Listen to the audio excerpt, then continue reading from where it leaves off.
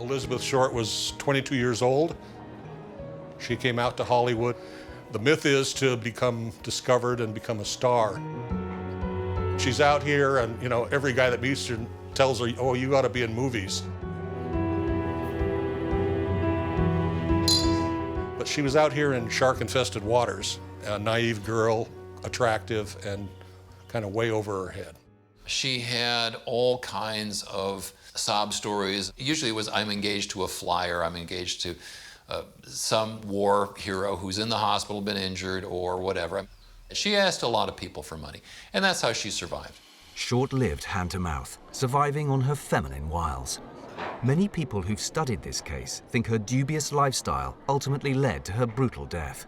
She apparently tried to charm the wrong person.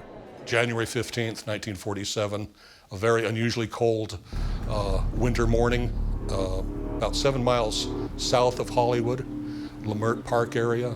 A woman is taking her 3-year-old daughter on a stroller to market. She looks over in this vacant lot, and she sees what she initially thinks is a mannequin. On closer inspection, the woman was shocked to discover it was no mannequin. It was a body.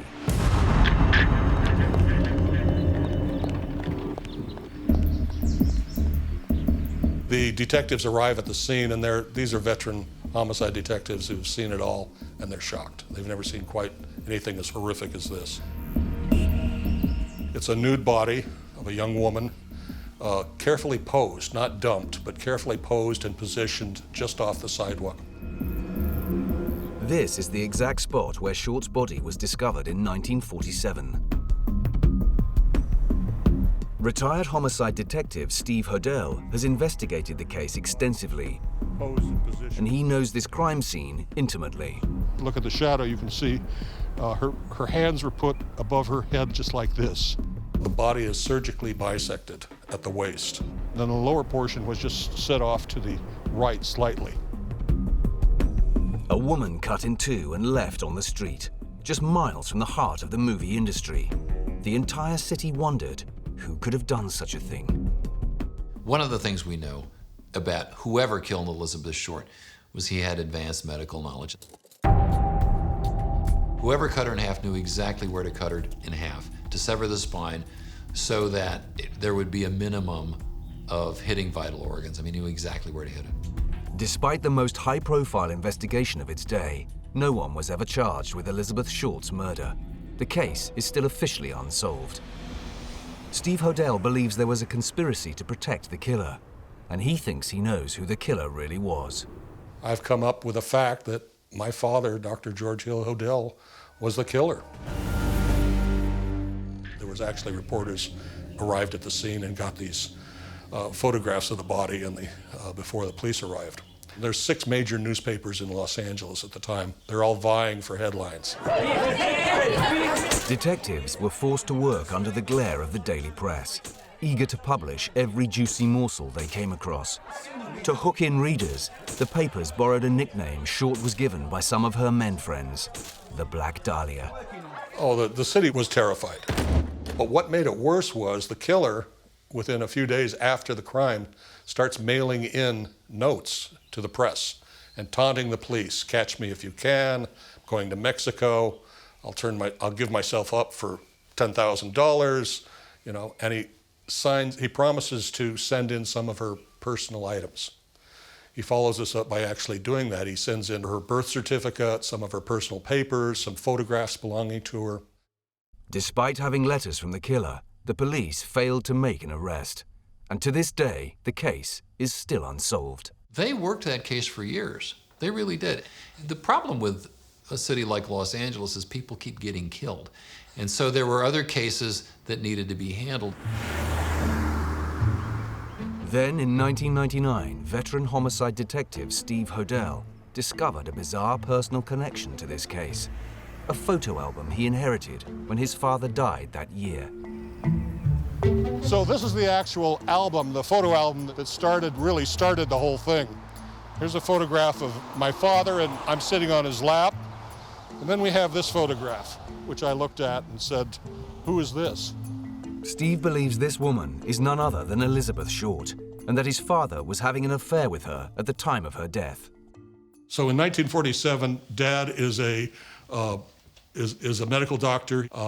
He's the venereal disease control officer for the city, and he has his own private practice and VD clinic in Los Angeles. George Hodell's specialism in venereal disease was a lucrative line of work, allowing the family to move to this extraordinary Hollywood house.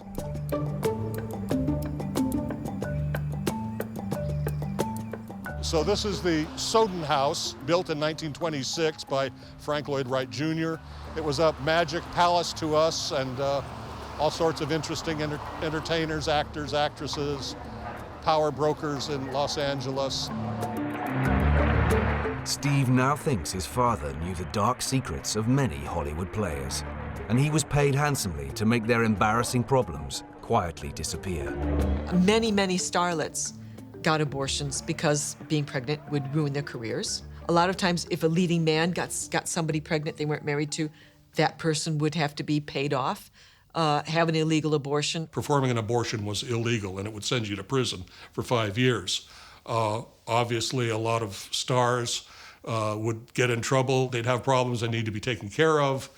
And George was one of the go-to guys in LA to make those problems go away. In 1950, Hodell was tried for molesting his own daughter, who was 14 at the time.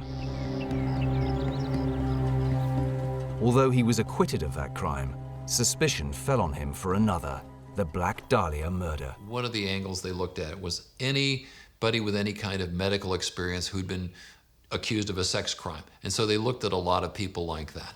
And later on, Dr. George Hodell fell into their net because he was a guy with a medical background who'd been accused of a sex crime. During his investigation, Steve discovered his dad was briefly the prime suspect, and police bugged his Hollywood home. They actually put 2 microphones in the walls. One was in the master bedroom, which would be the front area here to your right, and the second was his office, which is the front area to your left. They ran the cords down through the basement and sat and recorded for 6 weeks. The transcripts from the eavesdropping operation reveal a remarkable piece of evidence. In these conversations, Dad is heard admitting to committing the Black Dahlia murder. He says, supposing I did kill the Black Dahlia, they can't prove it now.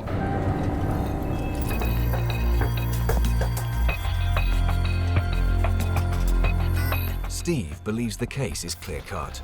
George Hodell had a history of violence. He may have been sleeping with Short, and she may have known about his illegal Hollywood abortions. Above all, there was a jaw-dropping confession to murder.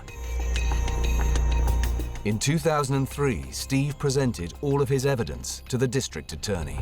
So I submitted this in secret to the DA, active head DA, Steve Kay. He reviewed it for about 3 months, I guess it was. Gets back to me and says, based on your investigation, I could win a conviction in court.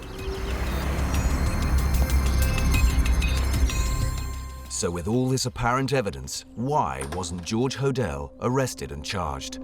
Steve believes it's because Hollywood stars weren't his only clients with secrets to protect. That was also true with police officials whose girlfriends were having affairs, and they needed his help. So he had a lot of information, all of his medical files. Of course, he was performing these at his clinic, and he had a lot of very sensitive files on film people, on police officials, on politicos, and in a sense, you could say he was untouchable. But not everyone agrees. Where do I even begin with George Hodell?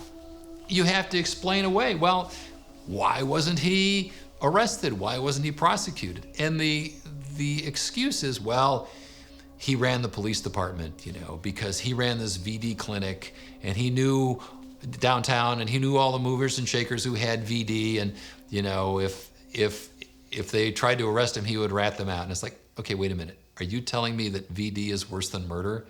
Okay, you're going to protect a murderer because he knows who has VD? Really? Does that make sense to you?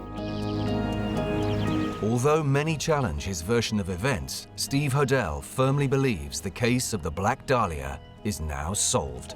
Basically resolved it as kind of a Jekyll and Hyde situation, where You've got this Dr. Jekyll, the good doctor, and then you've got this monster inside of him, the Hyde.